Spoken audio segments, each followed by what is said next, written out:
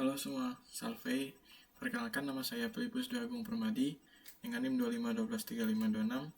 Saya dari kelas SI02. Pada kesempatan kali ini saya akan mempresentasikan codingan dari aplikasi yang sudah dibuat dan sekaligus mendemokan semua fitur-fitur yang ada pada aplikasi. Sebelum masuk ke tahap demo aplikasi, saya akan terlebih dahulu menjelaskan coding-codingan yang sudah ada. Pertama kita masuk pada bagian login. Pada bagian login di sini ada pada bagian var. Kode ini digunakan untuk mengambil data sales reference dengan nama user. Nama user ini berfungsi sebagai tempat penyimpanan data sederhana di Android. Misalnya ID user, username dan nama pengguna yang sudah login. Lanjut, di bawah ini ada if.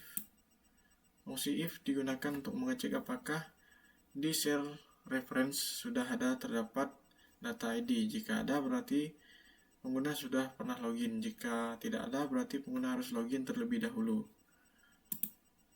Lalu di bawahnya ada var pindah, berfungsi untuk berpindah ke halaman dashboard jika data user sudah pernah login.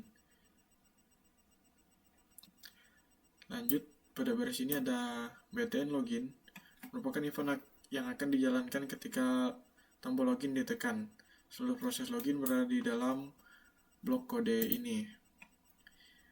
Di bawahnya ada dua baris ini. Kode ini untuk mengambil teks yang diketik oleh pengguna pada edit text, kemudian mengubahnya menjadi tipe string menggunakan toString. Nilai tersebut kemudian disimpan ke dalam variabel isi edit username dan isi edit password. Lalu ada var data kirim. Bagian ini membuat sebuah objek JSON object. Objek tersebut digunakan untuk menyimpan data yang akan dikirim ke server, yaitu username dan password, sehingga format data yang dikirim menjadi JSON. Lalu ada var minta data. Kode ini untuk membuat request menggunakan volley. Request berfungsi untuk mengatur antrean request yang akan dikirim ke server. Lalu ada var minta. Kode ini membuat request bertipe JSON object request jika data yang dikirim dan diterima menggunakan format JSON. Ada request method, digunakan karena aplikasi mengirim data login ke server. Lalu pada URL ini merupakan API yang akan digunakan untuk proses login.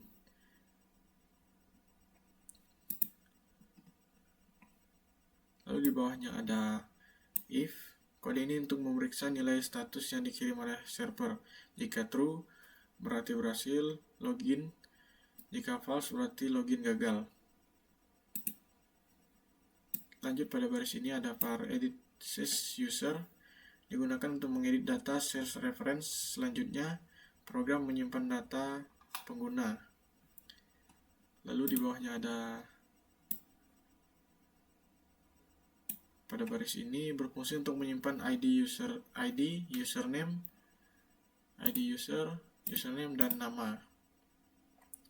Lalu ada edit sales user apply ini digunakan untuk menyimpan seluruh perubahan ke dalam sales reference. Lalu ada var pindah ini, karena login sudah berhasil, aplikasi akan berpindah ke halaman dashboard ini. Lalu ada finish, digunakan agar halaman login tertutup sehingga pengguna tidak bisa kembali ke halaman login menggunakan tombol back. Jika server mengirim nilai false, maka aplikasi akan tetap mengarahkan pengguna ke halaman login sehingga pengguna dapat mencoba login kembali. Baik, kita lanjutkan ke bagian dashboard. Untuk kedua var ini digunakan untuk menghubungkan komponen TextView pada file XML ke dalam kode Kotlin menggunakan find view by ID. Komponen tersebut digunakan untuk menampilkan TV nama plugin dan TV username pengguna. Lalu di bawahnya ada isi username plugin dan isi nama plugin. Kode ini digunakan untuk mengambil data pengguna yang sebelumnya telah disimpan ke source reference dengan nama user. Fungsi dari getString ini digunakan untuk mengambil nilai berdasarkan key tertentu, yaitu username dan password. Sedangkan parameter yang masih kosong ini merupakan nilai default yang akan digunakan apabila data tersebut tidak ditemukan. Lanjut, di bawahnya ada dua baris ini. Kodenya digunakan untuk menyimpan atau menampilkan data yang telah diambil dari source reference ke dalam tombol text view, yaitu TV nama plugin dan TV user plugin. Di bawahnya ada pada bagian ini, kode ini dijalankan ketika pengguna menekan tombol menu profile. Nanti program akan melakukan pindah menuju halaman profile dari halaman dashboard, kemudian menjalankan start activity agar halaman tersebut dapat ditampilkan. Begitu juga dengan selanjutnya. Baik, selanjutnya kita akan masuk ke bagian pengaturan. Di bagian ini fungsinya untuk mengubah komponen yang terdapat pada file XML ke dalam kode Kotlin menggunakan find view by ID. Komponen yang digunakan yaitu ada TV printer terpilih untuk menampilkan nama dan alamat printer yang dipilih, ada btn scan sebagai tombol untuk memindai perangkat Bluetooth, lalu LV Bluetooth untuk menampilkan daftar perangkat Bluetooth yang ditemukan. Lanjut, di bagian ini kodenya untuk membuat mutable list dengan nama data nama dan data Bluetooth. Data nama digunakan untuk menyimpan nama dan alamat perangkat Bluetooth dalam bentuk text string biar bisa ditampilkan pada list view, dan data buah digunakan untuk menyimpan objek Bluetooth device sehingga aplikasi dapat mengakses informasi lengkap dari perangkat yang sudah dipilih. Lanjut, pada bagian ini membuat sebuah array adapter yang berfungsi sebagai penghubung antar data nama dan komponen list view. Setelah adapter dipasangkan pada LV Bluetooth, maka seluruh data terdapat pada data nama dapat ditampilkan dalam bentuk daftar. Lalu ada percabangan ini melakukan pengecekan apakah alamat printer sudah tersimpan. Jika alamat printer tidak kosong, maka printer dan alamat Bluetooth akan ditampilkan pada text view. Lalu ada function tampilkan Bluetooth. Fungsi ini digunakan untuk menampilkan seluruh perangkat Bluetooth yang sudah dipasangkan dengan perangkat Android. Lalu ada percabangan ini mengecek apakah perangkat memiliki fitur Bluetooth.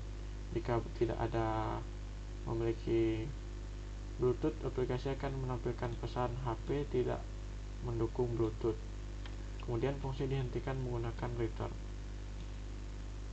Lalu di percabangan kedua ini memastikan Bluetooth dalam keadaan aktif. Kalau belum aktif, nanti aplikasi akan menampilkan Bluetooth harus dinyalakan terlebih dahulu sebelum melakukan proses pemindaian. Lalu pada dua baris ini, fungsi dari clear digunakan untuk menghapus seluruh data yang ada pada list. Tujuannya agar daftar Bluetooth yang ditampilkan selalu diperbarui agar tidak terjadi data ganda.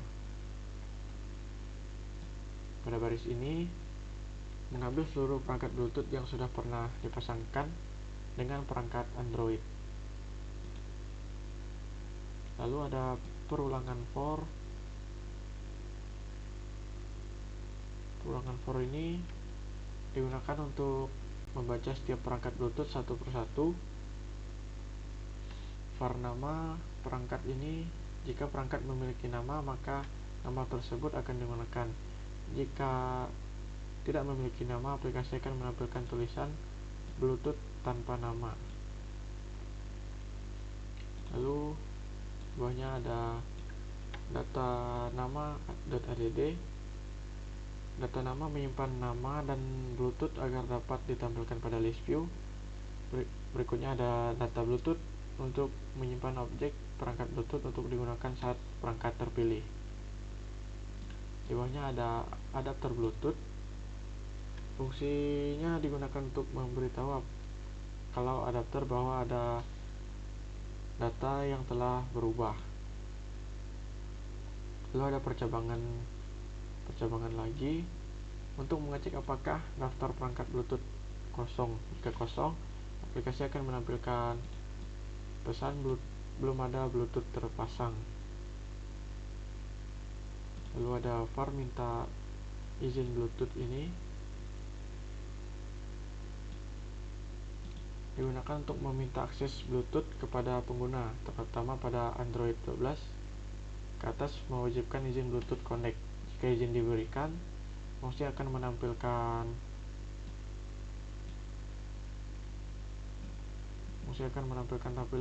Bluetooth akan dijalankan. Jika ditolak, aplikasi akan menampilkan pesan bahwa izin Bluetooth diperlukan. Lalu pada baris ini, kode ini akan dijalankan ketika tombol scan ditekan. Program akan mengecek apakah aplikasi sudah memiliki izin Bluetooth tadi. Lalu jika izin belum diberikan, aplikasi akan meminta izin kepada pengguna. Jika izin sudah tersedia, aplikasi langsung menjalankan fungsi tampilkan Bluetooth untuk menampilkan daftar perangkat Bluetooth. Lalu pada bagian ini, program mengambil perangkat yang telah dipilih berdasarkan posisi item yang diklik. Kemudian mengambil informasi perangkat tersebut, yaitu nama printer, alamat Bluetooth printer.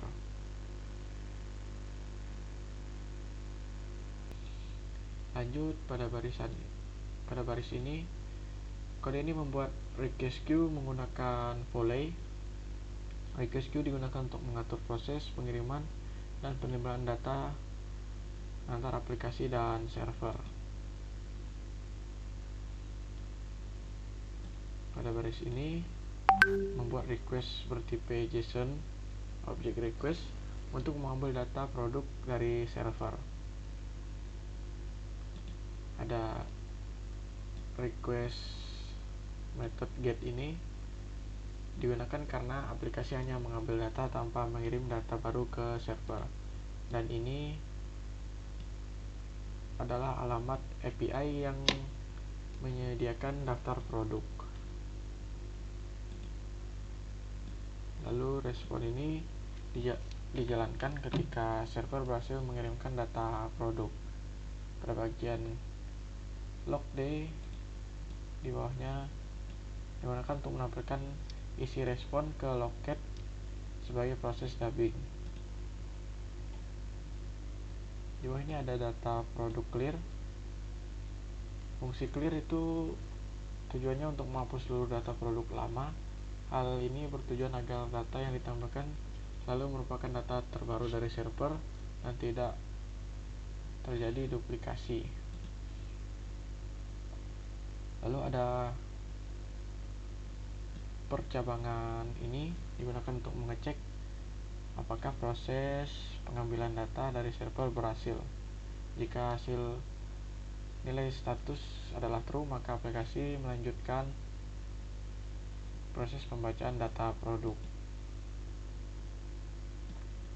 Di bawahnya kodenya untuk mengambil seluruh data produk yang terdapat pada bagian data dalam format JSON array, seperti setiap elemen pada array mewakili satu produk. Lanjut, untuk perulangan for ini digunakan untuk membaca seluruh data produk satu persatu. Kemudian produk mengambil program informasi dari setiap produk. Di bawah ini ada 3 variabel. Kode ini untuk mengambil 3 informasi utama dari setiap produk, yaitu nama, harga, dan foto produk. Lalu di bawahnya ada data produk ADD. Setelah data berhasil dibaca, informasi produk disimpan ke dalam data produk menggunakan mutable map. Setiap produk akan memiliki 3 key dan value, yaitu nama, harga, dan foto. Lalu di bawahnya ada array adapter. Fungsinya digunakan untuk kasih tahu ke adapter kalau data produk telah diubah. Dengan demikian, preview akan langsung menampilkan daftar produk terbaru yang diperoleh dari server. Oke, bagian produk sudah, kita lanjut ke keranjang. Pada var data keranjang ini dibuat menggunakan mutable list yang di dalamnya ada mutable map. Data keranjang berfungsi sebagai tempat penyimpan seluruh produk yang dipilih oleh pengguna nanti. Setiap produk disimpan di dalam bentuk mutable map yang berisi informasi seperti nama produk, harga produk, foto produk, jumlah produk. Karena menggunakan mutable list, isi keranjang dapat bertambah maupun berkurang sesuai aktivitas pengguna. Lanjut, pada baris ini ada fungsi digunakan untuk menambahkan produk yang dipilih pengguna ke dalam keranjang belanja. Parameter produk berisi informasi produk yang dipilih seperti nama, harga, dan foto produk. Di bawahnya ada var sudah ada sama dengan else. Digunakan sebagai penanda apakah produk yang dipilih sudah terdapat di dalam keranjang. Pada awalnya nilainya false, artinya produk dianggap belum ada. Lanjut, ada for. Percabangan for ini maksudnya perulangan for digunakan untuk memeriksa seluruh produk yang ada di dalam keranjang satu persatu. Lalu kemudian ada var item, kodenya mengambil setiap produk berdasarkan posisi pada list. Lalu ada if, kode ini membandingkan nama produk yang baru dipilih dengan nama produk yang sudah ada di keranjang. Jika nama sama, berarti produk sudah ada di dalam keranjang.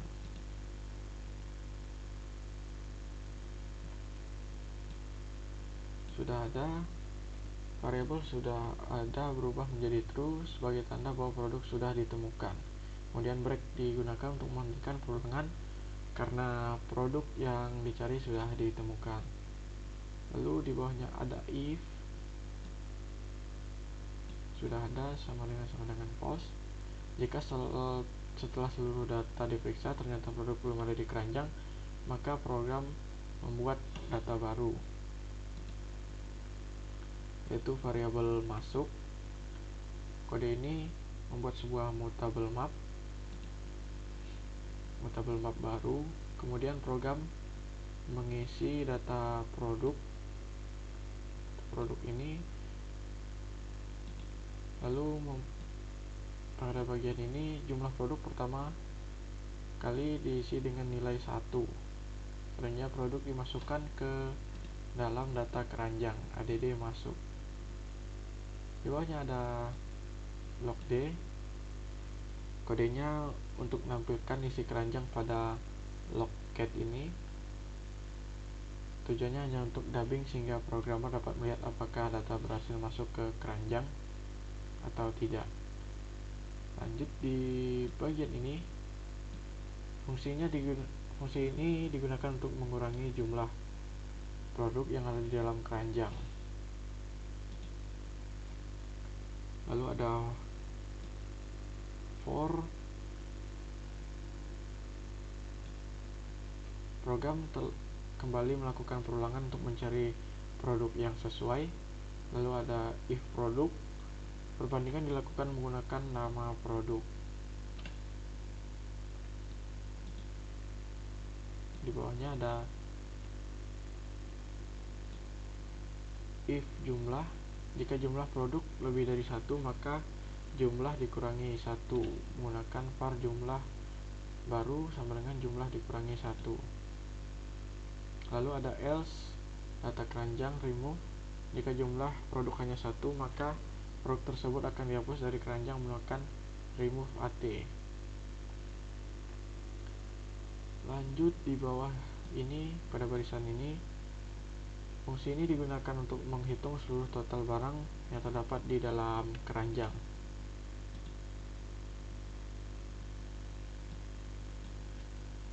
Variabel total ini digunakan untuk menyimpan hasil penjumlahan nantinya. Lalu ada for, program membaca seluruh produk yang ada di dalam keranjang, lalu mengambil nilai jumlah dalam setiap produk dan menambahkan seluruh jumlah produk ke dalam total variabel. Lalu return total ini berfungsi mengembalikan total seluruh barang yang ada di dalam keranjang. Di mana ada fungsi lagi digunakan untuk menghitung total harga seluruh produk yang ada di dalam keranjang. Di bawahnya ada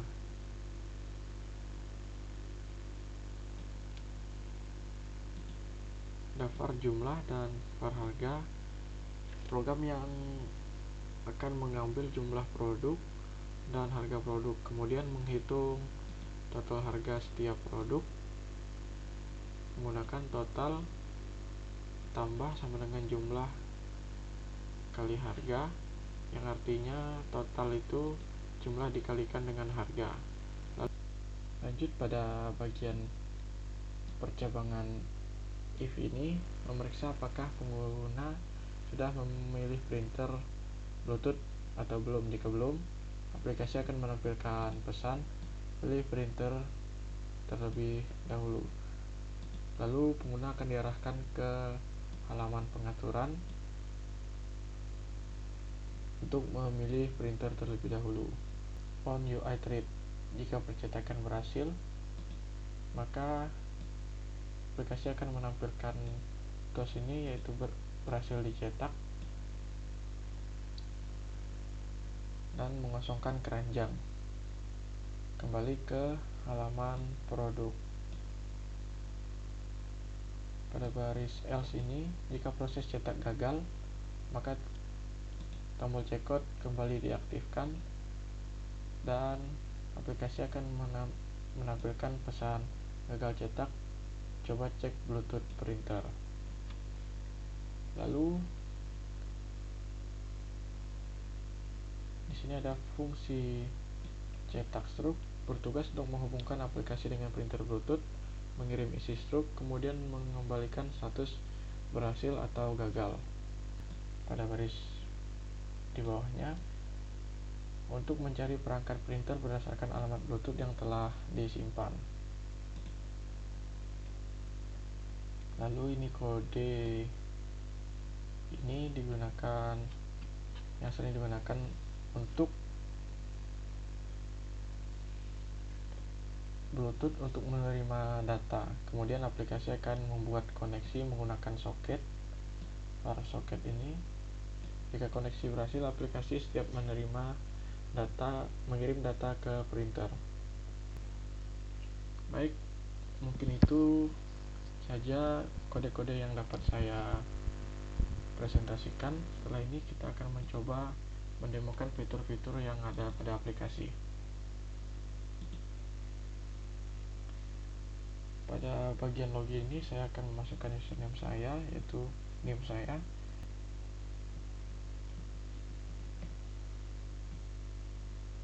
Lalu passwordnya rahasia. Ke halaman dashboard seperti ini. Di sini ada fitur profile, kategori yang menampilkan list view seperti ini, dan pengaturan. Pengaturan ini untuk mencari Bluetooth, printer, lalu ada produk. Pada produk ini semua barang yang ada di sini akan bisa di check out. Lalu ada fitur logout dan akan kembali ke halaman login. Setelah ini saya akan mendemokan fitur checkout hingga mencetak stroke ke printer thermal.